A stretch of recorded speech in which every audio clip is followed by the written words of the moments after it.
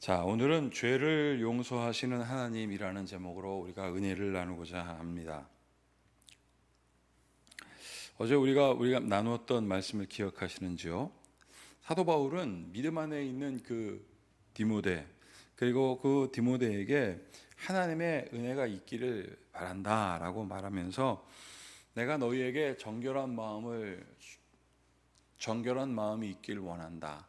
그러면서 율법이 우리에게 무엇을 보여주는지, 그 정결한 마음이라는 것은 율법의 거울을 보고 내가 정말 깨끗한가 안 깨끗한가 한번 살펴보자. 그러면서 남색하는 자, 음행하는 자, 인신매매하는 자, 거짓말하는 자, 거짓을 맹세하는 자, 기타 바른 교훈을 거스르는 자, 이 모든 것들이 혹시 내가 아닌가 들여다보라라고 우리가 함께 나누었습니다. 그래서 율법은 우리에게 교훈을 줍니다. 어떤 교훈을 주냐면 하나님께서 우리에게 주신 그 은혜, 첫 번째 하나님의 그 창조의 모습을 우리가 회복하고 있는가 아닌가를 가르쳐 주면서 그렇지 않으면 닦아야지라고 보여주는 안내자의 역할이 그 율법이다라고 하였습니다. 자, 그러면 이제 그 율법은 무엇을 깨닫게 해주냐면요, 복음을 깨닫게 해주거든요. 내가 이래서 하나님의 사람이었구나. 여러분, 이 복된 소식을 듣는 것은 얼마나 좋습니까? 여러분, 칭찬은 고래도 춤추게 한다고 하지 않습니까? 사도 바울은요, 이 하나님께 칭찬받기 위해서는 뭘 하라고 그러냐면 경쟁을 하라고 그랬습니다. 심지어 손으로 악을 이기라 했습니다. 이건 무슨 뜻일까요? 전투해도 된다 이거예요. 손으로 악을 이기는 전투. 그렇다고 막 생명을 죽이고 막 살인하고 이런 것이 아니라 우리에게 주신 하나님의 선은 강력하니 그 어떤 것도 범죄할 수 없다. 그러니까 우리는 아주 성스러운 전투, the holy war를 할 수 있다는 거예요. 그게 무엇입니까? 하나님의 성령의 능력으로 싸워도 된다는 거예요. 여러분, 12절 보세요. 나를 능하게 하신 그리스도 예수 우리 주께 내가 감사함을. 여기서 나를 능력 있게 하신, 내가 감히 이 일을 감당할 수 있는, 내가 이 복음을 감당할 수 있게 된 이유는 무엇이냐면, 그리스도 예수 우리 주께 내가 감사함은 이제 이유를 설명합니다. 나를 충성되이 여겨 내게 직분을 맡겨 주셨는데, 내가 하나님께 로열티를 다하고 내가 충성을 다하는데, 나 같은 사람은 사실은 하나님께 충성을 다할 수 있을 만한 가치도 없는 사람이었다는 것을 2절에 얘기해 줍니다. 자, 성경을 같이 읽어볼까요? 13절. 내가 전에는 비방자요 박해자요 폭행자였으나 도리어 긍휼을 입은 것은 내가 믿지 아니할 때 알지 못하고 행하였습니다. 사도 바울이 누구를 죽였습니까? 스데반을 죽였잖아요, 대표적으로. 그리고 그가 죽었다는 그 상징을 갖고 왔습니다. 스데반의 옷을 사도 바울 앞에 갖다 줬어요. 여러분, 사도 바울은 예수님 믿는 사람들을 처참하게 죽였던 사람입니다. 여러분, 그런데 그는 그때 예수님을 몰랐어요. 완전히 몰랐어요. 예수님은 하나님이 아니었어요. 예수님은 여호와 하나님에 반하는 사람이었어요. 반란을 일으킨 사람이었다고 그는 굳게 믿었어요. 그럼 그것은 그가 무엇을 잘못 알고 있다는 것입니까? 복음을 잘못 알고 있다는 것. 하나님을 하나님 되게 하지 못했다는 것이에요. 그때는 몰랐어요. 그래서 자기가 막 그렇게 박해를 했었습니다. 그런데 그 죄인 중에 괴수인 사도 바울을 부르셔서 예수님께서 지금 어떻게 하셨습니까? 충성된 종으로 사용하고 있어서 자기가 너무나 감사하다. 14절. 우리 주의 은혜가 그리스도 예수 안에 있는 믿음과 사랑과 함께 넘치도록 풍성하다. 자기는 예수님만 사랑하면, 예수님만 생각하면 막 마음이 넘치는 거예요. 나 같은 사람을 어떻게 예수님께서 이렇게 사랑해 주실까? 나 같은 사람을. 그러면서 믿보다 모든 사람이 받을 만한 15절입니다. 이 말이요, 그리스도 예수께서 죄인을 구원하시려고 세상에 임하셨다 하였도다. 죄인 중에 내가 괴순이라. 죄인을 구속하기 위하여 이 땅에 오셨는데, 죄인을 구원하기 위하여 이 땅에 오셨는데, 그 죄인 중에 자기가 가장 월스트하대요. 가장 죄인이라는 거예요. 스스로 본인을 말하기 괴수 같았다. 자긴 괴물 같은 죄수였다. 죄인이었다. 근데 그러나 16절, 내가 긍휼을 입으니 까닭. 내가 긍휼을 입을 까닭은 예수 그리스도께서 내게 먼저 일체 오래 참으심을 보이사. 여러분, 사랑은 언제나 오래 참고 나오죠. 하나님은 바울을 사랑하셨던 거예요. 제가 몰라서 저러지, 제가 알면 저러겠느냐. 여러분, 알면서 짓는 죄하고 모르면서 짓는 죄는 하늘과 땅 차이입니다. 여러분, 예전에는 동해보복법이라는 게 있었어요.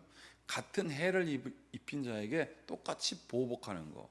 이제 그렇게 하면 안 됩니다. 왜냐하면 계획살이는요, 의도가 딱 드러나기 때문에 그게 아무리 내가 상처를 받았다 할지라도 그렇게 하지 말라는 거예요. 세상법도 그렇습니다. 그런데 우리가 계획을 가지고 알면서 하나님의 말씀 다 알면서 반대길로 가는 것은 하나님이 심판하십니다. 용서하지 않으십니다. 여기 보세요. 16절 다시 읽어보겠습니다. 그러나 내가 긍휼을 입은 까닭은 예수 그리스도께서 내게 먼저 일체 오래 참으심을 보이사 후에 주를 믿어 영생 얻는 자들에게 본이 되게 하려 하심이라. 영원하신 왕, 썩지 아니하시고 보이지 아니하시고 홀로 하나이신 하나님께 존귀와 영광이 영원 무궁하도록 있을지어다. 아멘. 그렇습니다 라고 확인합니다. 여러분, 하나님은요, 내가 모르고 잘못한 거는 용서해줘요. 왜 모르고 그런 걸 어떻게 하겠어요? 그거는 진심이에요. 하나님, 나 진짜 모르고 그랬습니다. 모르고 깨트렸어요. 그걸 혼내겠습니까? 근데 우리는 혼내요. 왜? 다음부터 그러지 말라고. 여러분, 하나님께서 우리가 죄를 지면요, 그냥 잊어버리세요. 그런데 그 죄의 값은 치르게 하십니다. 왜요? 기억하게 하시려고요. 자, 18절 보세요. 아들 디모데여, 내가 내게 이 교훈으로 명하노니 전에 너를 지도한 예언을 따라 그것으로 선한 싸움을 싸우며. 이거 보세요. 선한 싸움을 싸우라고 하잖아요. 그러면 선한 싸움은 어떤 싸움입니까? 일부러 알면서 짓는 죄에 대하여는 타협하지 말아라. 결코 타협하지 말아라. 그건 싸워서 너 지금 알면서 죄 짓고 있잖아, 이렇게 하라는 거예요. 그러면서 19, 20절 보세요. 믿음과 착한 양심을 가지라. 어떤 이들은 이 양심을 버렸고 그 믿음의 관여는 파산하였느니라. 양심을 버렸다는 거예요. 여러분, 양심이라는 게 뭡니까? 양심이라는 거. 여러분, 심리학에서는 무의식이라는 게 있거든요. 의식과 무의식. 그리고 그 깊은 무의식 그 안에 또 셀프가 있습니다. 셀프. 그 셀프는 거절할 수가 없어요. 이거는 우리가 바꿀 수 없는 선한 하나님을 향한 마음이거든요. 근데 그 마음을 우리가 의지적으로 막는 거예요. 무엇이 더 진짜입니까, 여러분? 의식이 있고 무의식이 있고 셀프가 있다니까요. 근데 우리의 의식이, 우리의 생각으로 우리의 선한 양심을 가리면 가릴 수가 있겠냔 말이에요. 그런데 그렇게 하는 사람들이 있으니 바로 20절에 있는 내용입니다. 그 가운데 후메네오와 알렉산더가 있으니 내가 사탄에게 내준 것은 그들로 훈계를 받아 신성을 모독하지 못하게 하려 함이라. 선한 싸움을 싸워라. 여러분, 이 후메네오는 어떤 사람이었냐면 영적인 것이 참이고 육적인 것은 다 쓸데없다고 하는 영지주의를 강하게 주장하던 사람입니다. 그러니 영이신 예수님은 옳고 육이신 예수님은 옳지 않은 거예요. 아주 쉽게 얘기하면. 그러니까 우리의 육체적인 삶은 의미 없는 거예요. 그냥 막 살아도 되는 거예요. 우리의 육체. 왜? 영이 이제 하나님의 것이기 때문에, 우리의 영이 구원받았기 때문에 내 육체는 아무렇게나 해도 되는 거예요. 그러면서 여러분, 이렇게 육체적인 것에 관심을 갖게 하고 영과 윤리를, 그 육체를 분리시켜서 육은 쾌락을 막 즐기게 하고 영은 우리가 깨끗하다고 여길 때는 꼭 뭐가 끼냐면 돈이 껴요. 돈이 껴. 그게 바로 돈을 움켜쥔 자가 바로 알렉산더라고 합니다. 구릿빛깔의 사람. 이것은 돈이 있는 권력의 사람이란 뜻이거든요. 여러분, 이상하죠? 하나님의 뜻을 저버리는 곳에는 항상 돈이 모여요. 돈이. 그렇다고 제가 하나님의 뜻이 있는 곳에 돈이 없다라는 뜻이 아닙니다. 여러분, 하나님의 뜻이 모이는 곳에 물질이 모이고 그것으로 서로 나누고 기뻐하며 하나님의 은혜를 나누는 것은 아주 좋은 거예요.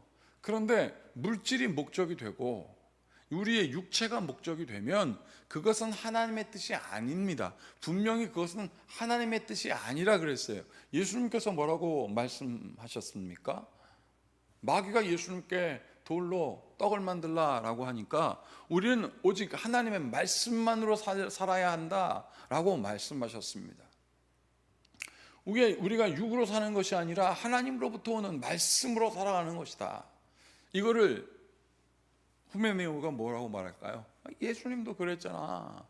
육은 아무렇게나 해도 되고 하나님의 말씀으로만 살면 돼. 말씀 딱 읽고 뭐 아무렇게나 막 살아도 우리 육이 즐기는 거는 괜찮아. 그러니까 사람들이 현혹됩니다. 성적으로 타락하고 오늘 뭐라고 그랬습니까? 디모데에게 남색하지 말라, 음란하지 말라. 이거 처음에 나오잖아요. 아무렇게나 막 사는 거예요. 사랑하는 여러분, 이것이 바로 알고 짓는 죄예요. 모르고 짓는 죄가 아니에요. 자기를 스스로 속이는 거예요. 그렇다고 하나님은 속지 않으십니다. 나는 여러분 그 은혜가 여러분들에게 있기를 바랍니다. 경쟁하는 거, 선의의 경쟁하는 건 괜찮아요. 그런데 그 선의의 경쟁이 저 사람을 죽여야만 내가 산다라는 것으로 되면 그것은 안 되는 거예요. 험담하고 내가 이렇게 얘기하면 저놈 더 나빠질 것을 아니까 내가 하는 거 말이죠. 그렇게 하지 마십시오. 그렇게 하지 말고 우리의 마음 가운데 선한 양심을 받은 우리가 주님 앞에 거하여 여기 죄를 용서해 주시는 하나님, 내가 알고 짓지 못한 죄 주님께 고백하오니 혹시 제가 알지 못하고 짓는 죄가 있다면 용서하여 주시옵소서. 허나 내가 알면서 죄를 졌습니다. 주님 정말 잘못했습니다. 하나님께서 용서해 주십니다. 그런데 여러분 이것을 우리가 우리 스스로 이해하여 우리가 우리 마음대로 하는 것, 그게 진짜 성령을 회방하는 것이고 알면서 죄를 짓는 용서받지 못할 죄, 그것이 습관적으로 될 때 하나님께서는 진노하신다고 오늘 디모데에게 바울을 통하여 말씀하고 계십니다. 죄를 용서하시는 하나님의 그 은혜를 잊지 마십시오. 그리고 하나님께 한 걸음 나를 불쌍히 여기소서라고 고백하며 나아가는 주의 성도들 되길 바라겠습니다. 함께 같이 기도하겠습니다. 참으로 고맙고 감사하신 주님, 왜 우리는 자꾸 우리 뜻대로 행하고 아버지의 뜻에서 벗어나려고 하는지, 눈앞에 보이는 것이 급해서 나를 유혹하는 것에 홀라당 넘어가는 이유는 주님, 우리를 사랑하시는 그 사랑, 오래 참고 견디시고 바라보고 인내하시며 성령의 열매를 맺길 원하시는 하나님의 은혜에서 스스로 벗어나고 있음을 우리가 깨닫게 하시고 오늘 주님의 은혜 안에 강건하게 되는 주의 성도들 되게 하시옵소서. 우리 주 예수 그리스도의 이름으로 기도하옵나이다. 아멘. 이제 우리 모두 주님께서 가르치신 기도를 드리겠습니다. 하늘에 계신 우리 아버지, 아버지의 이름을 거룩하게 하시며 아버지의 나라가 오게 하시며 아버지의 뜻이 하늘에서와 같이 땅에서도 이루어지게 하소서. 오늘 우리에게 일용할 양식을 주시고 우리가 우리에게 잘못한 사람을 용서하여 준 것 같이 우리 죄를 용서하여 주시고 우리를 시험에 빠지지 않게 하시고 악에서 구하소서. 나라와 권능과 영광이 영원히 아버지의 것입니다. 아멘. 자, 오늘 이 말씀을 기억하시면서 오늘 이 하루도 주님 나를 용서해 주셨으니 새 마음으로 새 뜻으로 감사함으로 살아나가게 하시옵소서. 이 마음으로 함께 같이 기도하시겠습니다.